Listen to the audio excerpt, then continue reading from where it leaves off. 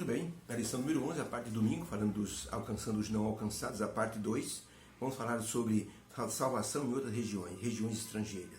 Jesus havia tido alguns embates com os fariseus em Cafarnaum e em Jerusalém também.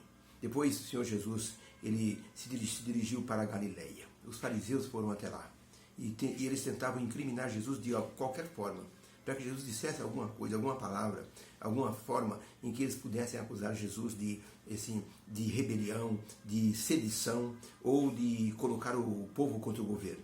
Então eles tinham essa tendência, queriam calar Jesus de qualquer forma. Jesus, depois de estar na Galileia e vendo tudo o que eles estavam fazendo, Jesus disse: vocês se parecem, sabe com o quê? Com sepulturas pintadas. Por fora é bonito, por dentro vocês são podres. Jesus então resolveu sair dali e andar 428 quilômetros para ir até a região de Tiro e Sidom. Ali Jesus tinha uma missão: ensinar os discípulos sobre a missão intercultural.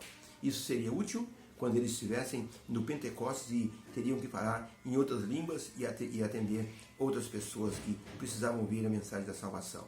A pergunta número 1 é: que histórico essas duas cidades, Tiro e Sidom, elas possuíam que levou Jesus até lá? 3 históricos. Primeiro histórico diz assim: essas são as nações que o Senhor Deus colocou diante do povo de Israel para os provar. Ele colocou os fenícios, os sidônios, colocou os jebuseus, os cananeus, os heveus, de maneira que eles estavam junto do povo de Israel para os testar. No entanto, diz o texto, eles não conseguiram ficar livres do ambiente social. Tomaram as filhas dos filisteus, dos jebuseus, dos heveus e se casaram com ela e deram seus filhos para se casarem com as moças dos jebuseus. Esse foi um momento muito triste na história de Israel. Deus colocou eles no meio desse povo, ou desses povos, para que eles pudessem ser provados, como se fosse uma árvore do conhecimento do bem e do mal. E eles falharam no teste. Segunda forma em que o povo de Israel se envolveu com o pessoal de Tiro e Sidom. Salomão, ele precisava de madeira para construir o templo. Então ele mandou uma mensagem para Irão, o rei de Tiro, dizendo o seguinte: me mande por favor madeira e os teus servos trabalharão para mim e eu pagarei os salários dele e tudo que for necessário. E Irão ficou muito feliz porque amava Salomão e resolveu ajudar na construção do templo.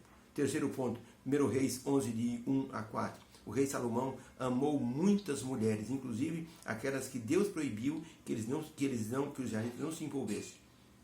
Salomão se envolveu com todas elas, e quando ele estava na velhice, diz o texto bíblico, Salomão seguiu a Astarote, deusa dos sidônios, e ofereceu sacrifícios à deusa dos sidônios. Dessa maneira, o coração de Salomão se desvirtuou, não seguindo a Deus, e isso foi mal aos olhos do Senhor. E não preservou em seguir ao Senhor como Davi, seu pai, seguiu.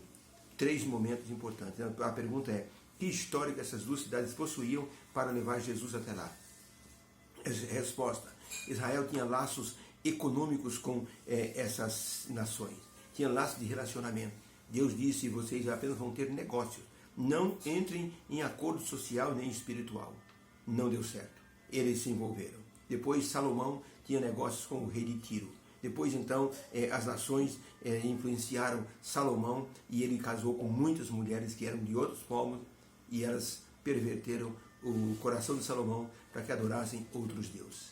Então 3 momentos assim tremendos na história de Israel. Israel não deveria ter contato com as nações pagãs, mas porque desprezaram as orientações do Senhor. E isso fez com que eles se casassem, tivessem negócios e pagaram caro por essa influência. Eles se envolveram, inclusive o rei Acabe se casou com Jezabel, que era uma grande adoradora de Baal, que trouxe para dentro de Israel toda uma idolatria que perverteu totalmente o povo de Israel.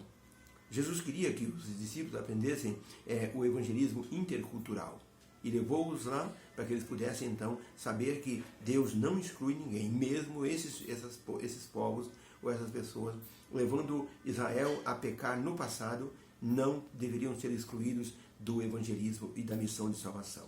Por isso Jesus levou-os até lá. Temos que ter ideia de missão de salvação em regiões estrangeiras. Se nós não pudermos ir, podemos financiar das nossas ofertas para que alguém possa conhecer Jesus Cristo. No final do século passado, na Inglaterra, Carlos Studd, que era um grande esportista, recebeu uma herança de 29 mil libras esterlinas. Era uma fortuna na época. Ele ficou com medo que esse dinheiro pudesse atrapalhar a sua carreira. Sabe o que ele fez? Ele resolveu investir no evangelismo.